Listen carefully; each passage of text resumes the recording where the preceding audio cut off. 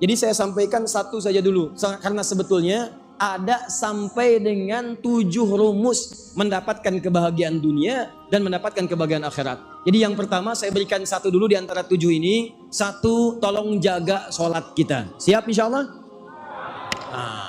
Dibuktikan oleh Al-Quran dengan kejadian di masa lalu dan dengan keterangan-keterangan. Dan saya sekarang berikan satu amalan. Ini penting nih. Ustadz, sholat mana yang paling utama? Catat nih. Ada 40 rakaat. 40 rakaat.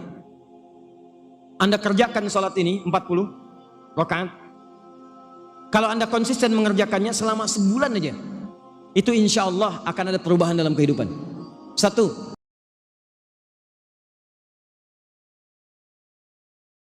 Pertama, kata Allah, orang yang bahagia itu orang yang bisa masuk. Jadi kalaupun ada orang hebat di dunia tapi nggak bisa masuk surga, hakikatnya dia bukan orang yang bahagia. Ya Allah, kenapa di surga itu disebut dengan nikmat bahagia? Tahan. Kenapa kehidupan di surga disebut dengan kata sa'id? Dan langsung disebutkan oleh Allah, itulah kebahagiaan yang sejati. Bahagia itu ketika kamu mampu ke surga. Surga.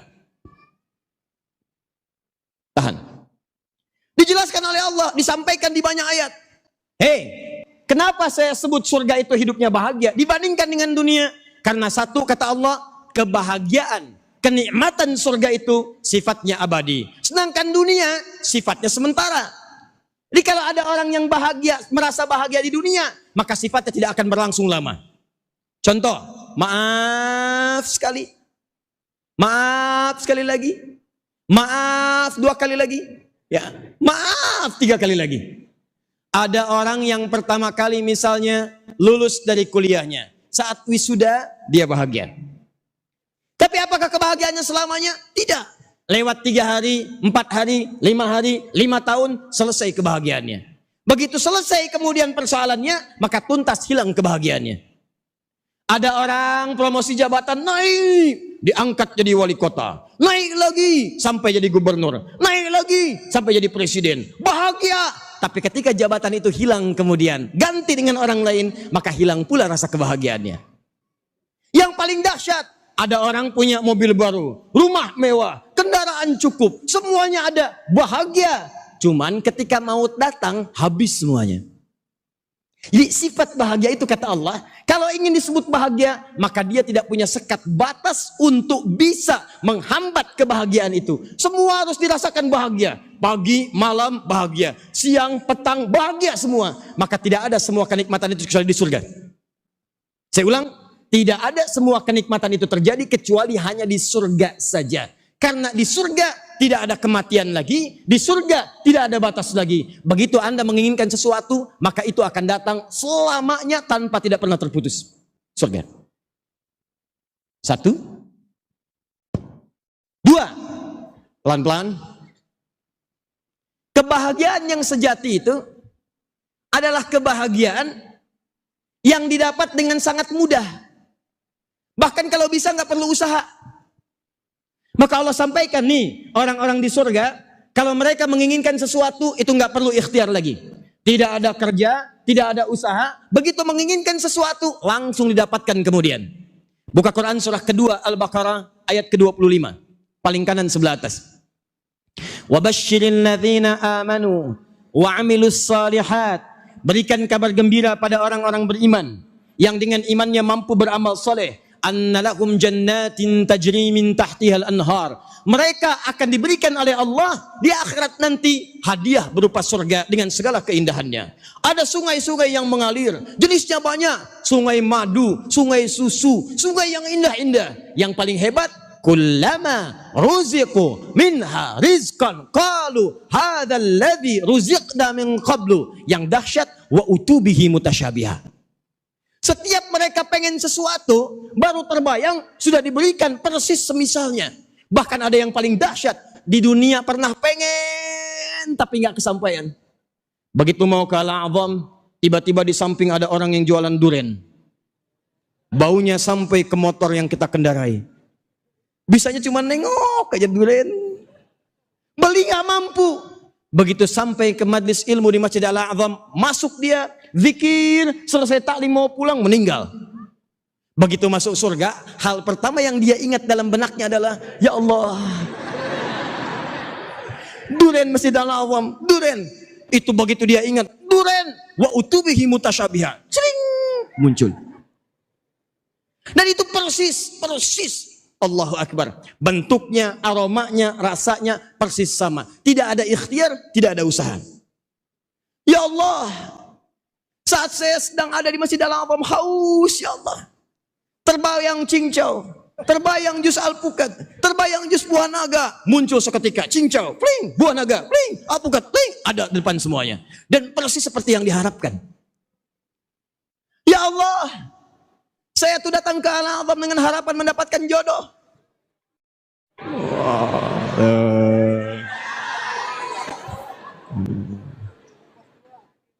Saya mohon ya Allah. Wah, meninggal pada saat itu. Begitu sampai di akhirat, ya Allah, ingat saya jodoh, cuman gak keinget yang mana yang mau kemudian dinikahi. Maka datang bidadari.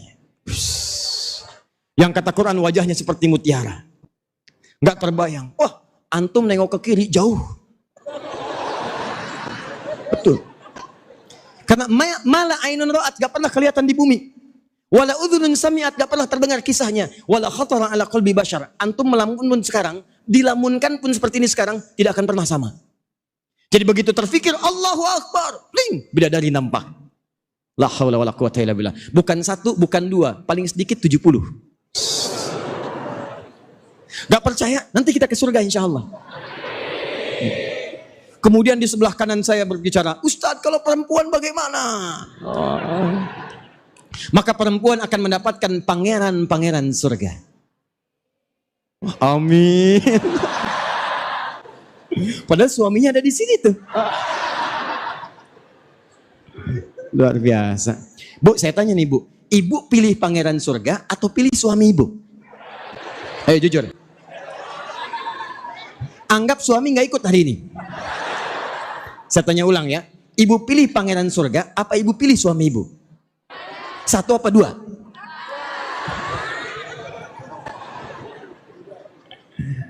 Ada ayatnya. Kalau bisa jadikan suami Anda bagian dari pangeran surga yang menemani Anda secara abadi. Ya, tidak cukup dengan amin, ada ayatnya. Apa amalannya? Amalannya turunkan kebahagiaan surga itu ke bumi. Maka kita akan bertanya kepada Allah, ya Allah, saya pengen ke surga supaya saya hidupnya abadi.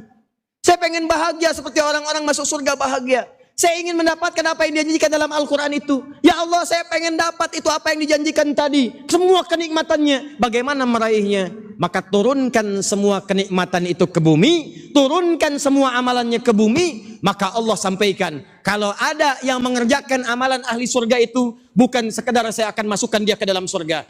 Bahkan kenikmatan surga akan saya cipratkan, akan saya berikan walau tidak sama dengan aslinya. Saya berikan pengantarnya, saya berikan bonusnya. Jadi ada orang tinggal di bumi tapi mendapatkan kemudahan-kemudahan seperti orang yang mendapatkan kemudahan di surga. Bentuknya tidak sama, nikmatnya beda, lebih nikmat di surga, tapi hidupnya di bumi diberikan kebahagiaan oleh Allah seakan-akan pengantar menuju surganya. Kalau saya tanya, apakah kita mau mendapatkan kebahagiaan seperti ahli surga? Mau ke surga? Nah, maka sekarang kita akan turunkan amalannya. Amalan apa saja yang saat kita kerjakan memasukkan kita ke dalam surga dengan segala kebahagiaannya, plus diberikan bonusnya oleh Allah saat di dunia. Orang ini hidupnya akan bahagia, hidupnya mudah seperti orang di surga mudah. Saya beri rahasia nih. Tadi kan saya katakan orang di surga itu nggak perlu nyari lagi kan? Mau makan, muncul makanan. Mau minum, datang minuman. Masya Allah. Ada orang yang saat mengerjakan amalan itu di bumi, Allah berikan kemudahannya. Orang ini, orang lain kerja, capek. Orang ini tidak. Begitu dia bergerak, tiba-tiba datang rezekinya. Kata Allah, min haitsu la yahtasib. Contoh, ibu kenal Maryam, Siti Maryam? Kenal ibu ini. Luar biasa. Cuma di Al-A'zam yang kenal Siti Maryam. Memang luar biasa hari ini, belum saya tulis sudah kelihatan. Maryam kenal. Kenal Firaun? Alhamdulillah. Saya di Sukabumi, luar biasa. Sebelah kanan saya kenal Maryam. Sebelah sana kenal Utsman bin Affan. Sebelah kiri kenal Firaun. Ini masih agak lumayan, Maryam. Ini lihat sini, buka Quran surah ketiga, ayat 35 sampai 37. Paling kiri sebelah bawah, dari tengah ke bawah. Maryam punya bapak, siapa namanya? Imran. Imran punya istri, siapa namanya? Ibu Imran. Paling gampang tuh. Siapa istrinya Nabi Daud? Ibu Daud. Siapa istri Nabi Sulaiman? Ibu Leman. Siapa istri Nabi Ismail? Ibu Mail. Orang Indonesia tuh. Hannah. Imran punya istri namanya Hannah. Dengan Hannah menikah punya anak namanya Maryam. Maryam itu kalau dalam bahasa kita orang yang suci, bersih, dekat dengan Allah, rajin ibadah. Jadi bapak ibunya nyiapin Maryam dari sejak kecil supaya bisa menjadi ahli surga. Apa diantaranya? Didekatkan dengan Allah, rajin dengan ibadah. Begitu didekatkan dengan Allah, dibuatkan mihrab, tempat yang dikhususkan untuk ibadah. Masuk ke mihrab, ibadah, ibadah, ibadah. Dilatih ibadahnya oleh seorang yang sangat luar biasa. Dekat dengan Allah, ilmunya luas, namanya Zakaria. Zakaria itu pamannya Maryam. Ya, kerabatnya Imran. Imran keturunannya dari nanti nyambungnya ke Ishak. Jadi nanti dari Ishak anaknya Nabi Ibrahim. Masuk nanti lahir dari Sayyidah Sarah, Ishak. Ishak turun Yakub, Yakub turun Yusuf, dari Yusuf nanti ada Musa, ada Daud, ada Sulaiman, nyambung ke Imran, dari Imran ke sampingnya ada Zakaria, turun ke bawah ada Maryam, ke bawah lagi ada Isa alaihissalam. Nabi Isa ke Nabi Muhammad jaraknya 600 tahun. Sebelah kirinya istrinya dari Sayyidah Hajar, turun Nabi Ismail alaihissalam, lahir Nabi Ismail, dari Nabi Ismail menurunkan Nabi Muhammad sallallahu alaihi wasallam. Muhammad SAW bin Abdullah bin Abdul Muttalib bin Hashim bin Abdul Manaf bin Qusay bin Murrah bin Kilab bin Ka'ab bin Ghalib bin Fihir bin Malik bin Nadar bin Kinana bin Khuzaimah bin Mudrikah bin Ilyas bin Nizar bin Mudar bin Ma'ad bin Adnan bin Adli bin Muqawwam bin Nahur bin Tarikh bin Ya'rub bin Yasub bin Nabit bin Ismail alaihissalam bin Ibrahim alaihissalam bin Adhar atau bin Nahur bin Abir bin Kinan bin Arfakhshad bin Sam bin Nuh alaihissalam bin Mihlail bin Matushalah bin Kinan bin Anwas bin Tis bin Adam alaihissalam. Ulangi.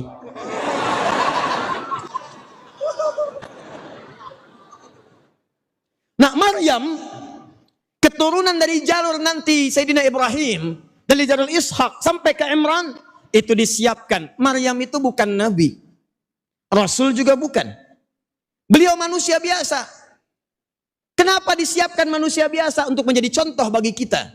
Supaya nanti kita tidak mengelak lagi. Tidak ada orang les. Ya Allah, dia akan nabi. Ya Allah, dia akan rasul. Maka Allah turunkan contoh. Bapaknya bukan nabi, ibunya bukan nabi. Imran bukan nabi, bukan rasul. Istrinya bukan nabi, bukan rasul. Melahirkan anak bukan nabi, bukan rasul. Supaya Allah bisa mengatakan kepada kita, nih, saya kasih contoh langsung. Bukan nabi, bukan rasul. Seperti kamu. Kalau dia bisa, kenapa kamu tidak? Maka Maryam disiapkan mendekat kepada Allah, mengamalkan amalan ahli surga. Belum masuk surga, tiba-tiba apa yang terjadi? Baca ayat 37-nya, paling kiri sebelah bawah. Kullama dakhala 'alaiha Zakariyal mihraba wajada 'indaha rizqa. Setiap kali Nabi Zakaria ingin mengantarkan kebutuhan Maryam, masuk ke mihrab, mau ngasih makanan. Masuk ke mihrab, mau ngasih pakaian. Allahu Akbar. Baru dibuka pintu mihrabnya, akan diantarkan makanan, tiba-tiba makanan sudah ada di dalamnya. Mau ngantar buah-buahan, yang diantarkan apel, di dalam sudah ada apel, ada jeruk, ada anggur dan sebagainya. Kalau musim apel ada apel, hebat. Ini bukan musim apel, ada apel. Ditanya oleh Nabi Zakaria, ya Maryamu anna laki hadza. Maryam, dari mana semua ini? Apa jawab Maryam? Qalat huwa min indillah. Paman, ini semua diberikan oleh Allah Subhanahu wa taala. Innallaha yarzuqu may yasha bighairi hisab. Allah akan memberikan rizki pada siapapun yang dikehendaki tanpa ada batasan. Jadi ada orang yang saat di bumi ini rizkinya oleh Allah diberikan tanpa batas. Orangnya pas butuh ada. Mau berangkat ada kendaraan. Mau makan, ada makanan. Mau minum, ada minuman. Mau menghapus, ada yang datang ikut menghapus. Misal. Contoh. Jelas? Pertanyaan saya, mau seperti itu? Bahkan, nanti kalau satu waktu kita belajar tentang rizki, di Al-Quran itu ada 8 jenis rizki. Ada yang dicari capek. Ada yang nyarinya sebentar, rizkinya datang. Yang hebat, ada yang belum nyari, rizkinya datang. Yang dahsyat, yang nyari bapaknya, yang dapat anaknya. Ada. Yang luar biasa, yang disiapkan anaknya, yang dapat bapak ibunya. Jadi yang mengerjakan anaknya, tapi yang dapat rizkinya, bapaknya, ibunya, pamannya, temannya, kakeknya, neneknya, gurunya, tetangganya. Mirip kayak orang masuk mobil Kijang tahun 90-an. Ada kakek, ada nenek, ada paman, ada ibu, ada macam-macam. Dan hebatnya bukan cuma di dunia, saat di akhirat dia akan menggandeng bapak ibunya, pasangannya, anak cucunya, semua diparadekan dibawa ke surga. Orang ini di pimpinan masuk surga, disambut oleh para malaikat, mengatakan salamun alaikum bima sabartum. Selamat, Anda bisa masuk surga. Dan surganya bukan surga biasa. Dia akan masuk surga dari semua pintu surga. Nanti ada ayatnya, itu di Quran surah 13, ayat 23 sampai dengan ayat 24. Sekarang balik lagi, apakah siap kita mengamalkan amalan ini? Ingin bahagia di dunia? Ingin masuk surga di akhirat? Baik. Kalau amalan itu diturunkan ke dunia, kita ingin mendapatkan kebahagiaan dunia, maka Allah membedakan kalimatnya antara surga dengan dunia. Surga disebut dengan sa'id. Kalau Anda ingin mendapatkan bagiannya di dunia, maka dirubah kalimatnya oleh Al-Quran dengan nama falahun. Falah. Tahan. Kalau kebahagiaan di surga namanya apa tadi? Sa'id. Kalau di dunia apa? Falah. Tahan sebentar. Kalau kebahagiaan ini sudah kita raih, pegang, genggam. Mau dilepas tidak? Misal, Anda bahagia saat mendapatkan harta. Kalau sudah dapat harta, mau dilepas lagi tidak? Tidak. Anda bahagia saat mendapatkan kedudukan. Kalau sudah dapat, mau dilepas? Tidak. Anda bahagia ketika mendapatkan pasangan. Kalau sudah mendapat, apa mau dilepas? Tidak. Sesuatu yang sudah digenggam, tidak mau dilepas lagi, maka rubah kalimatnya, tambahkan hamzah di depannya, buang alif sebelum akhirnya. Lihat baik-baik. Fala, tambahkan hamzah di depannya, begini. Buang huruf alif sebelum akhirnya. Fokus. Tadinya falahun, fa, lam, ha, falah. Kalau ditambah huruf hamzah, maka pindahkan yang ini fathah. Fathah di atas, di bawah. Di atas. Sukun.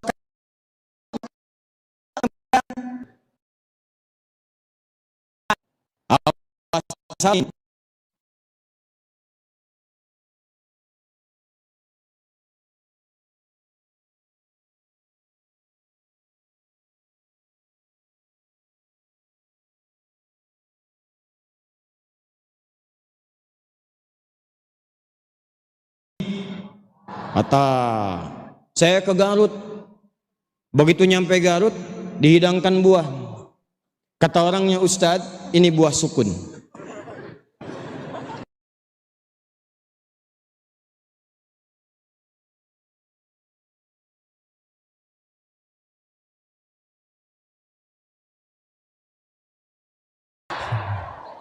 Bisa setiap membahas harokat, ingat aja itu tuh. Lihat sini, fathahnya pindahkan ke sini, a. Karena sudah pindah, ini nggak punya harokat, jadi sukun, mati begini. Maka berubah katanya dari falah menjadi aflah. Aflah itu artinya kebahagiaan dunia yang sudah dipegang dan nggak mau dilepas. Anda sudah pegang tuh, jangan pernah dilepaskan. Bagaimana cara mendapatkan kebahagiaan di dunia? Dan kebahagiaan itu akan mengantarkan kita mendapatkan surga terbaik di akhirat. Kalau sudah dapat, jangan lepaskan. Bagaimana caranya? Maka diturunkan langsung satu surah. Surahnya ada di surah ke-23 ayat 1 sampai dengan 9. Nah, paling kanan. Kita lihat. Lihat sini.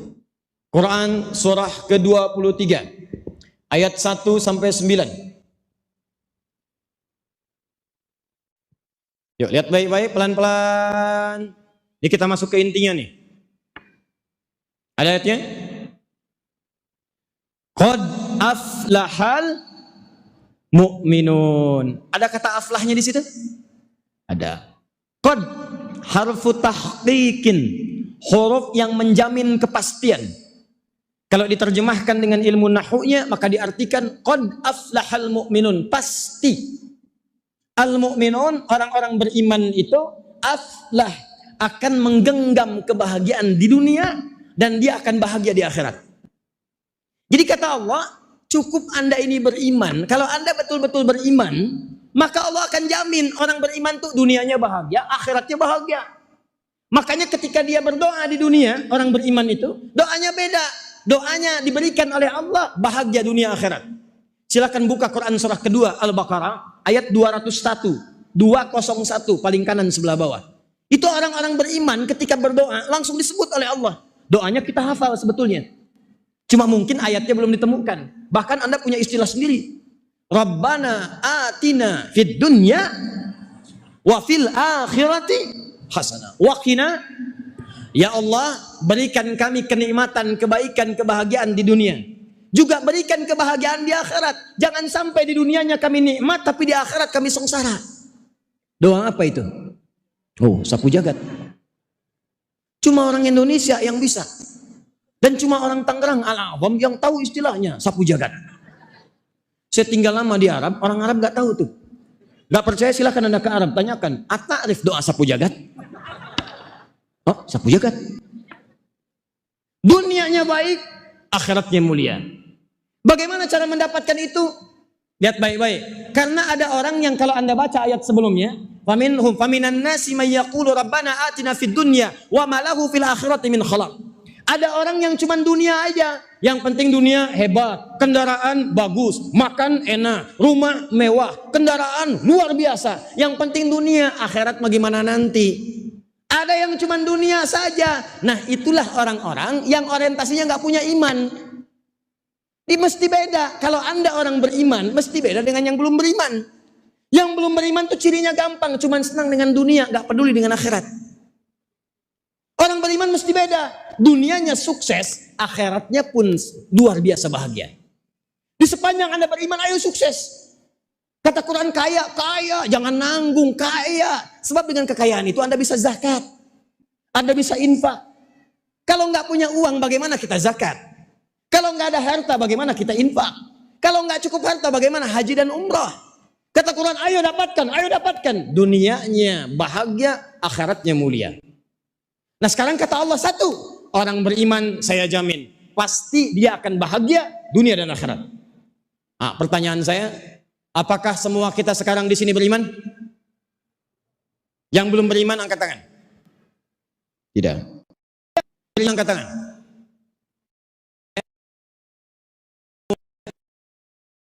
Tahan. Turun. Pas semuanya bahagia. Ayo. Jangan-jangan di kantor Anda hebat, di rumah Anda gelisah. Jangan-jangan di rumah Anda bahagia, tapi pekerjaan Anda punya masalah. Jangan-jangan di rumah bagus, di kampus ada persoalan. Jangan-jangan di kantor hebat, di rumah bagus, tapi dengan tetangga punya persoalan. Kata Quran beda, orang beriman tuh dimanapun dia menapak, dimanapun dia tinggal, maka dia mendapatkan kebahagiaan yang hakiki. Pertanyaannya, Ustadz, kalau ada orang mengaku beriman tapi belum sempurna kebahagiaannya, maka apa masalahnya? Apa amalan yang kurang? Apa persoalannya? Kata Allah, boleh jadi dia tidak mengamalkan rumus-rumus kebahagiaan yang disebutkan dalam Al-Quran. Sekarang lihat baik-baik, rumus yang pertama. Saya cukupkan sampai sini nanti, rumus pertama. Kalau nanti ada pertanyaan kita diskusikan, kalau tidak ada kita nanti detilkan. Perhatikan baik-baik, ini yang paling penting nih. Dari sekian apa yang saya sampaikan. Satu, amalan pertama. Kalau Anda ingin bahagia dunia, termasuk sukses pekerjaannya, di rumah tangga bahagia, maaf, di rumah bahagia, kantor bahagia, di kampus juga senang, di kehidupan sosial senang, amalan pertama kata Allah, perhatikan baik-baik, perhatikan ayat keduanya. Qad aflahal mu'minun, ayat keduanya, alladzina hum fi salatihim khashi'un. Khashi'un. Satu, amalan pertama. Tahan.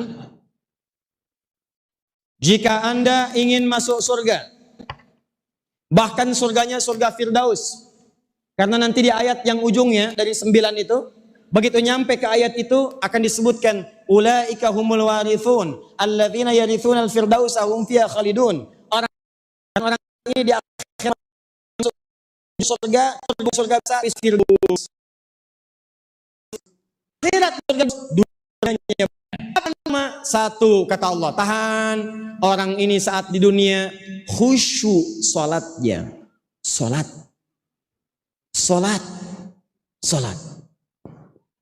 Nih. Awas, hati-hati. Fokus. Jadi kalau Anda ingin bahagia dunia dan juga mulia akhirat, maka amalan pertama apa kata Allah? Salat, Pak. Bu, salat. Jadi yang dikejar-kejar itu bukan cuma mohon maaf jabatan, harta. Orang sekarang banyak yang salah. Pengen bahagia banyak mengejar harta. Nih saya kasih tahu ya, rizki kita itu sudah diatur oleh Allah. Anda tinggal bergerak saja, rizki diberikan. Dan tidak akan pernah berkurang pas ukurannya. Itu ada ketentuannya di Quran. Quran surah ke-51 ayat 22. Kata Allah, wa fis samai rizqukum wa ma tu'adun. Kamu jangan takut tentang rizki. Rizki kamu itu sudah saya tetapkan, akan saya berikan, gak akan pernah tertukar. Boleh ada putri yang tertukar, ada. Menteri yang ditukar, ada. Tapi tidak ada rizki yang tertukar. Setiap kita itu sudah pasti takarannya jelas. Ada yang 1 miliar, ada yang 100 miliar, ada yang 1 triliun. Anda mau kerja apa aja sepanjang bergerak, maka rizki akan turun kepada Anda. Nih, kalau nggak percaya ya, buka Quran surah 11 ayat yang ke-6. Saya kasih contoh nih.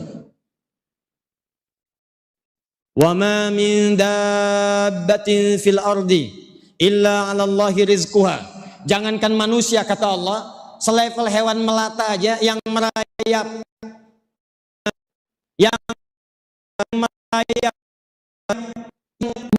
yang bahkan gerakannya lambat, jangankan manusia, hewan melata saja saya telah tetapkan rizkinya. Hewan tidak punya akal, tidak punya takwa, rizkinya ada. Apalagi kalian manusia, jangan takut tentang rizki kata Allah, pasti ada. Ibu tahu cicak? Antum ikhwan tahu cicak? Bagaimana cara berjalannya? Merayap. Di mana merayapnya? Dinding. Nih lihat baik-baik. Cicak merayap di dinding. Apa makanannya? Saya ya. Ada orang lihat akal. Di mana adilnya Allah? Cicak cuman merayap di dinding, tapi makanannya nyamuk, bisa terbang. Makanannya punya sayap, yang mau makan nggak punya sayap. Anda bayangkan kalau nyamuknya punya akal dan dia jenius, itu cicak jadi mainan. Cicaknya merayap di dinding sana, nyamuknya di tengah-tengah kubah. Cicak, ayo tangkap, ayo tangkap. Tapi memang hikmah Allah menjadikan nyamuk tidak punya akal, cicak pun tidak punya akal. Dua-duanya tidak punya takwa. Yang paling hebat, Allah hanya memerintahkan pada cicak, kamu cukup merayap, maka saya akan datangkan nyamuk kepadamu. Lihat kalimatnya, orang tua kita mengajarkan dulu kalimat-kalimat indah dalam lirik. Cicak-cicak di dinding. Diam-diam. Cicak itu cuma menunaikan perintah Allah. Kata Allah, cicak merayap. Walaupun cuma diam-diam. Maka dia merayap diam-diam. Cicak-cicak di dinding. Diam-diam. Datang seekor. Perhatikan. Bukan cicaknya mendatangi nyamuk. Tapi nyamuk yang mendatangi cicak. Kenapa? Karena cicaknya merayap. Kalau cicaknya nggak mau merayap, nyamuknya nggak akan datang. Allah perintahkan pada nyamuk, pun yang datang seekor nyamuk. Bukan cicak yang mendatangi nyamuk, nyamuk mendatangi cicak. Datang seekor nyamuk, lalu apa? Silahkan. Ayo. Tuh. Jadi kalau urusan rezeki jangan takut. Makanya salah kalau ada orang mengukur kebahagiaan dengan harta. Begitu hartanya hilang, maka hilang kebahagiaannya. Karena itu banyak terjadi di rumah tangga. Ukuran kebahagiaannya itu materi, harta. Begitu hilang hartanya, masalah di rumah tangganya. Banyak salah ukur. Yang diukur itu cuma materi, penampilan, wajah, ganteng, cantik. Begitu memudar, hilang kebahagiaannya. Maka kata Allah, kalau Anda ingin latihan mendapatkan kebahagiaan, maka yang pertama, dapatkan kebahagiaan itu dengan ikhtiar. Salat, salat, salat. Masih ingat? Kebahagiaan yang diusahakan didapatkan di dunia disebut apa tadi? Masih ingat? Falah. Sekarang lihat sini. Saat kita dipanggil oleh muadzin untuk menunaikan salat dalam azan. Hayya 'alas salat. Salat. Apa kami sholat? Kenapa kami sholat? Dijawab kemudian. Apa jawabannya?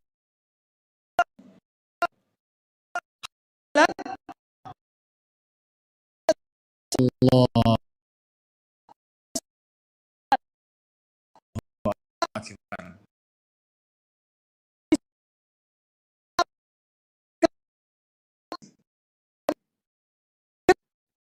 Dijawab ingin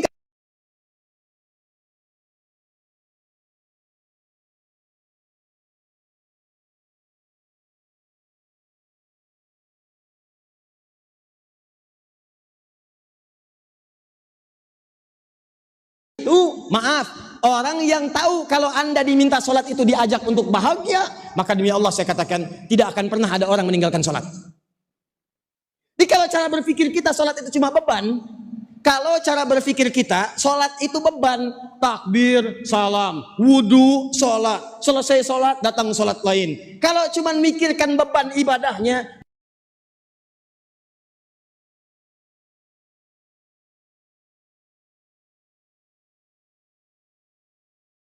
yang berpikir untuk meninggalkan sholat. Makanya kalau sudah akan tiba waktu sholat, lihat baik-baik. Cara berpikirnya ini, alah.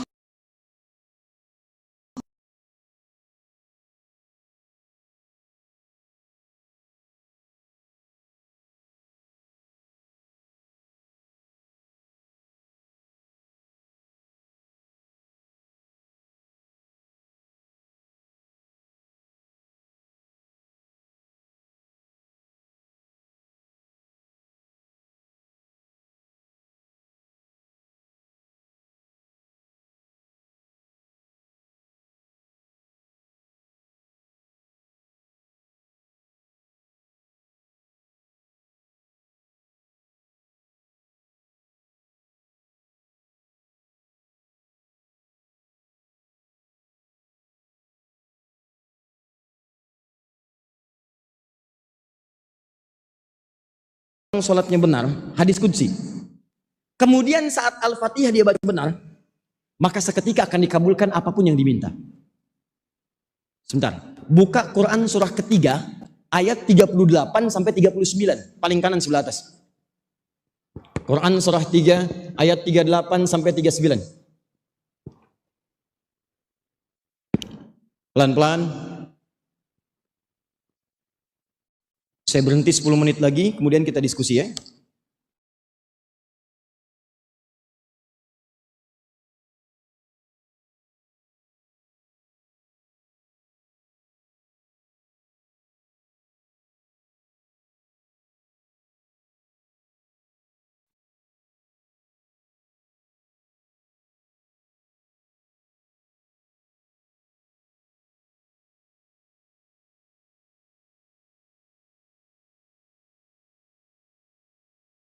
Nabi yang sudah jelas surganya dapat ujian. Masa kita yang belum jelas masuk surga nggak mau diuji? Aneh kan? Ujian Nabi Zakaria itu sudah menikah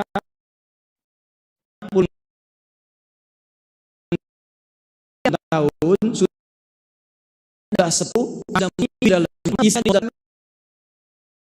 sudah punya anak. Apa yang dikerjakan oleh beliau?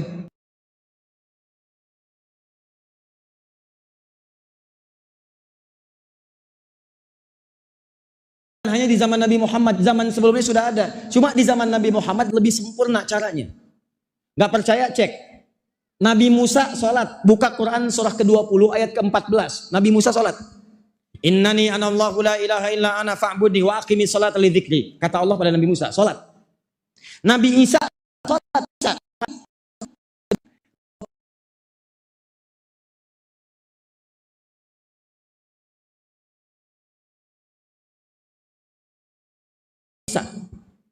Nabi Ismail sholat, buka Quran surah ke-19 ayat 55, bahkan minta keluarganya sholat. Wa kana ya'muru ahlahu bis sholat. Hei keluargaku, sholat, sholat, sholat, sholat. Anda bayangkan, Nabi, Rasul dekat dengan Allah, dijamin surganya, dijaga dari maksiat, sholat. Ente Nabi bukan, Rasul bukan, imam bukan, makmum kadang-kadang, surga belum jelas, hisab menegangkan, gak mau sholat. Anda siapa Ferguson? Coba lihat lagi.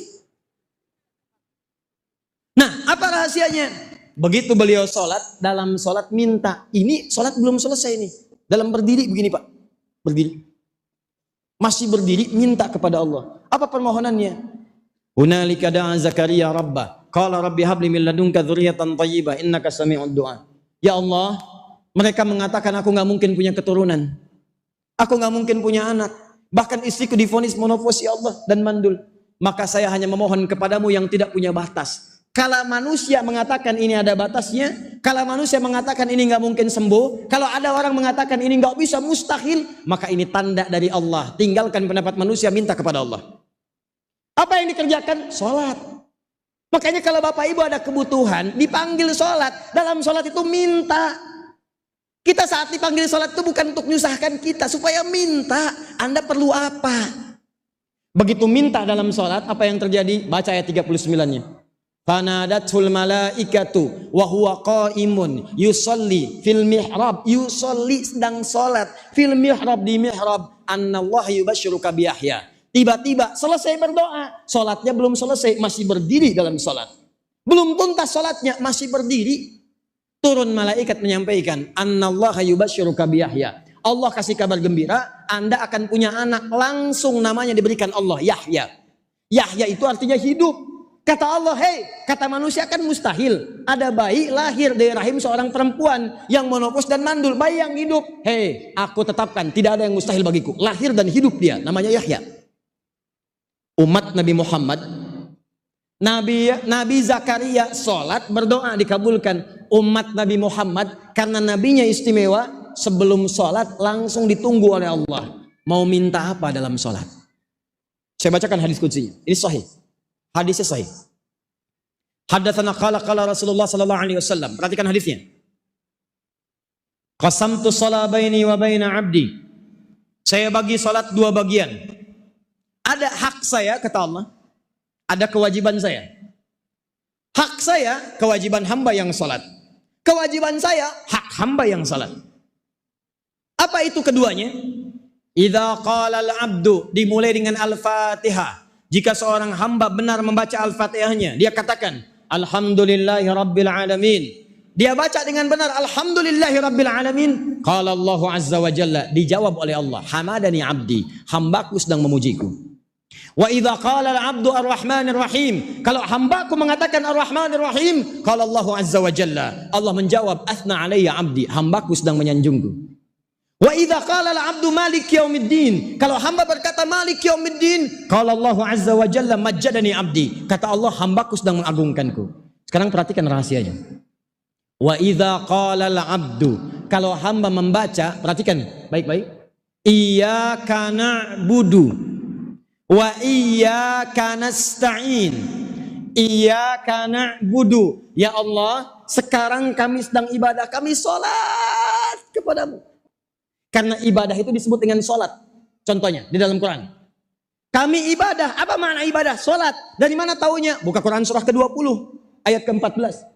Kata Allah, fa'budni, sembah saya ibadah. Bagaimana caranya? Wa aqimis sholat, tunaikan sholat.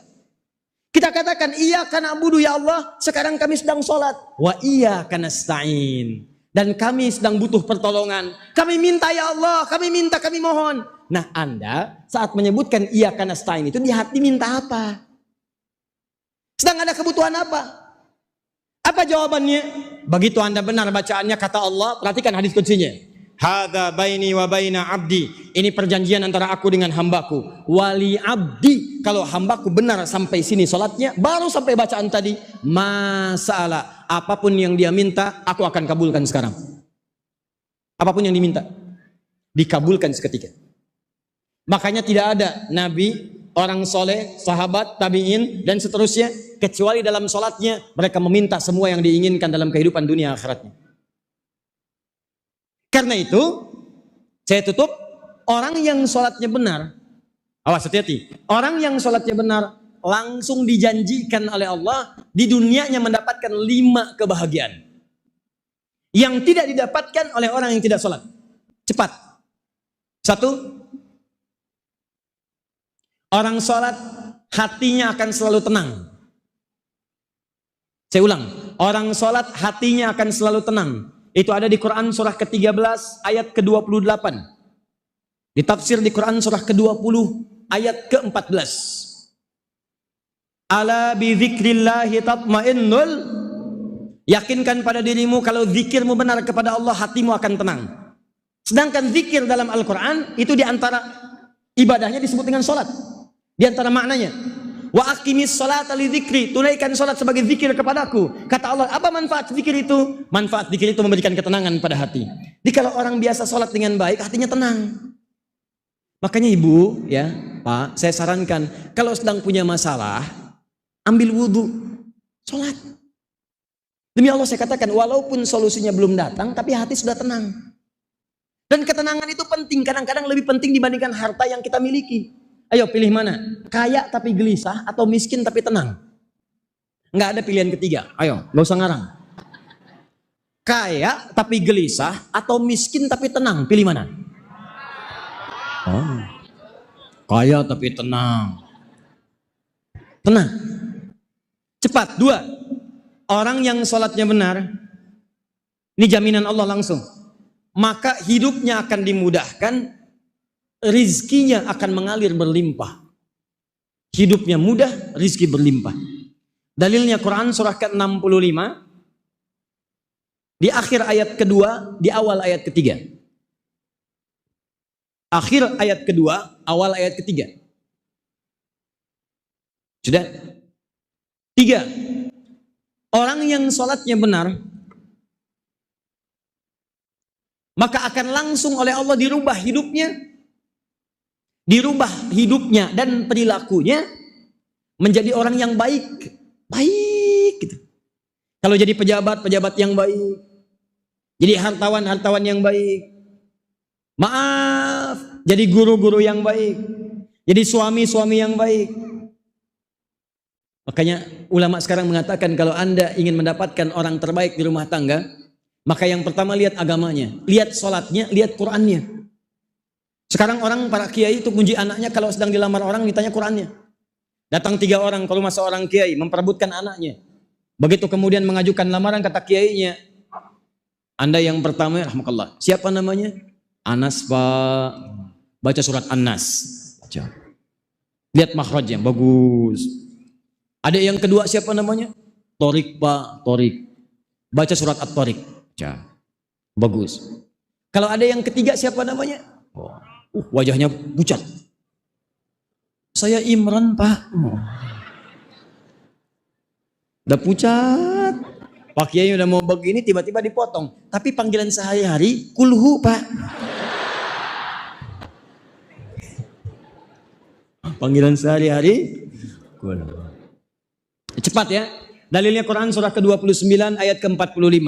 Orang yang sholatnya benar pasti jadi orang baik. Orang baik itu kalau dibawa kemana-mana enak hidupnya. Dapat istri yang baik, enak. Anak yang baik, enak. Suami baik, enak. Ayah yang baik, enak. Ibu yang baik, enak. Teman yang baik, enak. Di sumber kebahagiaan diantaranya mendapatkan orang-orang baik di sekitaran kita. Ya. 4. Orang yang sholatnya benar, dijamin oleh Allah semua doanya itu cepat dikabulkan. Sepanjang itu yang dia butuhkan. Semua doanya cepat dikabulkan. Sepanjang itu yang dia butuhkan. Dalilnya Quran surah ketiga ayat 38 sampai 39. 5 terakhir. Orang yang sholatnya benar dijamin oleh Allah semua pekerjaannya akan sukses dan melahirkan kebahagiaan. Di orang ini kalau kerja apapun sepanjang dia kerjaannya benar itu selalu sukses. Silahkan Anda cek rahasianya. Kenapa di zaman Nabi amalan pertama yang diajarkan sholat? Bukan zakat, bukan puasa, bukan haji, sholat. Setahun sebelum hijrah semua sahabat Nabi diajarin sholat. Dan silahkan Anda cek, dari 40 orang yang belajar dengan Nabi di fase Mekah, di rumah Arkom bin Abi Arkom, di situ ada calon pengusaha, ada calon birokrat, ada calon diplomat. Demi Allah saya katakan, alumni madrasah Nabi 40 orang, kemanapun mereka melangkah, apapun pekerjaannya, semuanya sukses. Silahkan cek, Imam An-Nawawi menulis bab khusus, kalimat khusus di kitabnya At-Tibyan tentang amalan para sahabat. Utsman bin Affan, orang sukses, hartanya banyak. Abdurrahman bin Auf, Tamim Ad-Dari. Apa amalan utamanya? Kata Imam An-Nawawi, rahasia mereka selalu memaksimalkan sholat. Mereka nggak pernah ketinggalan tahajud. Malam-malam bisa tahajud sampai khatam Al-Quran. Tuh. 5. Nah, maksud saya, sebelum kita akhiri, jika kita tiap hari sholat 5 waktu, tambah amalan sunnah, tidak mendapatkan satu dari yang 5 ini. Kalau orang nggak sholat nggak dapat, biarin aja karena nggak sholat. Tapi kalau ada orang sholat nggak dapat, dia sholat tapi masih berbuat yang tidak baik. Dia sholat misalnya tapi masih sering gelisah. Dia sholat tapi tidak bahagia. Dia sholat tapi tidak sukses. Dia sholat tapi doa tidak dikabulkan. Maka apa yang salah? Ini yang kita koreksi. Jangan-jangan kata Allah dalam Al-Quran, orang kalau sholat tidak dapat 5 ini, maka masalahnya satu di antara 2. Satu, orang sholat itu boleh jadi tidak khusyuk dalam sholatnya. Satu, tidak khusyuk dalam sholatnya. Dalilnya Quran surah kedua Al-Baqarah ayat ke-45 sampai 46. Bahkan kata Nabi di riwayat hadis Abu Daud, ya di Abu Daud, ada orang yang baru takbir aja sudah kelihatan gak khusyuk. Nih Bu, Pak ya. Waktu kita takbir dan mengucapkan Allahu Akbar, itu kata Nabi, orang yang tidak khusyuk itu langsung gampang kelihatan, digoda oleh setan. Kata setan, ingat ini ya, ingat itu ya. Sholat itu saking luar biasanya, Anda baru takbir begini nih. Sebelum sholat khusyuk, fokus. Begitu Anda takbir Allahu Akbar, kata Nabi, setan akan membisikkan di kepalanya, ingat ini, ingat itu. Makanya nanti pas sholat asar, kalau nggak percaya, nanti akan terbukti itu. Begitu Anda takbir Allahu Akbar, lisannya Allahu Akbar, di kepalanya motor, WhatsApp belum dibalas, status media sosial belum diupdate, di luar mie tek-tek belum dibeli. Bahkan saya katakan nih, kata-kata saya ini akan muncul dalam sholat nanti. Begitu Anda takbir Allahu Akbar, kata Ustadz Adi, akan ada setan membisikkan, itu setan. Bahkan ada orang di ujung hadisnya, saking tidak khusyuknya, hatta la yash'ural musalli kam raqatan yusalli, sampai ada orang yang sholat tidak sadar berapa rakaat sedang menunaikan sholatnya. Ada. Satu. Jadi kalau ada orang sholatnya masih demikian, apalagi lupa dengan rakaat sholat, maka orang ini berpotensi sulit mendapatkan satu di antara 5 tadi. 2. Agak cepat, ini penutupnya. Saya mesti mohon maaf ya, maaf ini yang ini. Karena ini mungkin bahasanya halus tapi tajam. Ini langsung dari Al-Quran. Kata Al-Quran, kebanyakan orang nggak dapat yang 5 ini, maaf, karena tidak paham, tidak mengerti apa yang dibaca dan dilakukan dalam sholatnya. Jadi ada orang sholat tapi nggak ngerti bacaan sholat. Ruku nggak ngerti yang dibaca. Sujud nggak paham yang diungkapkan. Ini Anda bagaimana bisa khusyuk kalau nggak paham apa yang dilakukan? Anda kerja tapi nggak tahu yang dikerjakan, kan nggak akan maksimal pekerjaannya. Datang ke kantor mau kerja tapi nggak ngerti pekerjaan, bagaimana bisa kerja? Ini Anda pengen bahagia, kata Allah sholat, tapi Anda nggak ngerti bacaan sholat, nggak paham, gerakan sholat nggak mengerti. Bagaimana bisa khusyuk sholatnya kalau kita tidak memahami apa yang diungkapkan? Duduk di antara dua sujud. Warzuqni, warzuqni, warzuqni. Minta rizki. Habis sholat berdoa lagi. Ya Allah, mohon berikan saya rizki, berikan saya rizki. Yang tadi apa dalam sholat? Yang tadi warzuqni ya Allah. No. Tuh. Ini penyakit di dalam ibadah nih. Dulu orang itu belajar sampai paham. Orang sekarang yang penting bisa bacaannya, tahu gerakannya. Nggak peduli apapun yang dipahami. Ini yang bikin celaka. Sekarang musim umroh. Banyak orang umroh tawaf cuma sekedar putar-putar. Tapi nggak ngerti yang dibacakan. Saya tawarkan sebentar nih. Ini ke asar kurang lebih. Ada 6 sampai dengan 7 menit lagi. Saya mau tanyakan. Mau tanya jawab atau saya sempurnakan sebentar? Ulangi. Tanya jawab atau sempurnakan? 1 apa 2? Nah, sudah. Udah nggak usah pakai tangan. Orang paham kok. Nah. Gak pakai tangan pun paham. Ya, pilihan cuma 2, kalau nggak 1. Ada. Jadi mau yang mana? Ya, sudah. Ini pilihan ini loh, pilihan taklim bukan yang lain. Nah, ini lihat nih, fokus baik-baik. Kebanyakan orang yang sholat tidak paham bacaan dan gerakan sholat, dan ini menjalar ke ibadah lain. Padahal ada satu rahasia dalam tawaf. Yang mau umrah, ingat ini kalimat ini. Buka Quran surah ke-19. Ini rahasia terbatas. Ayat 47 sampai 49. Ini kalau Anda paham rahasia di ayat ini baru tawaf aja, baru tawaf, semua doa yang Anda mintakan berpotensi dikabulkan. Ini kisah Nabi Ibrahim. Makanya kenapa tawaf dimulai dari Hajar Aswad dengan subhanallah, walhamdulillah, wala ilaha illallah, wallah. Berhenti di mana itu bacaannya? Maqam Ibrahim.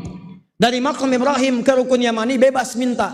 Dari Rukun Yamani ke Hajar Aswad, Rabbana atina fid dunya hasanah. Pertanyaannya, Ustadz, kenapa berhenti di Maqam Ibrahim bacaan yang tadi? Rahasianya ada di surat Maryam ayat 47 sampai dengan 49. Di ayat itu ada isyarat Nabi Ibrahim itu pernah subhanallah, walhamdulillah, wala ilaha illallah, wallahu akbar. Kalimat itu diamalkan isinya. Begitu diamalkan, lihat ayatnya. Wa wahabna lahu ishaq. Kami kabulkan semua dosanya. Maaf, kami kabulkan semua doanya. Kami kabulkan semua doanya. Bahkan istrinya yang divonis tidak mungkin punya keturunan, kami hadiahkan. Langsung mengandung, punya anak, lahir namanya Ishak. Apa rahasianya? Dibuat dalam tawaf. Subhanallah, walhamdulillah, wala ilaha illallah, wallahu akbar. Makanya kalau Anda kemudian baca bacaan itu, pahami artinya. Begitu diamalkan, kata Allah silahkan minta. Dari Maqam Ibrahim sampai Rukun Yamani, minta bebas. Nggak harus pakai bahasa Arab. Anda boleh minta pakai bahasa kita. Bahasa Indonesia, bahasa Sunda, bahasa Jawa, silahkan bebas. Bahkan ketika Anda ada di Hijr Ismail, Anda ada di depan Multazam, minta boleh. Saya punya pengalaman nih, kisah dari teman. Tapi walaupun caranya nggak harus ditiru, tapi kejadian. Orang ini meminta dengan bahasanya dan dikabulkan. 2 kisah. 1, datang pemuda di Multazam, ya Allah, hamba kesini ya Allah untuk minta, hamba belum ada jodoh. Mohon ya Allah berikan hamba ya Allah jodoh, berikan isyarat. Tiba-tiba datang seorang perempuan samping kanannya, tinggi, jangkung, hidungnya mancung, kulit putih, langsung ditunjuk, kayak gini ya Allah.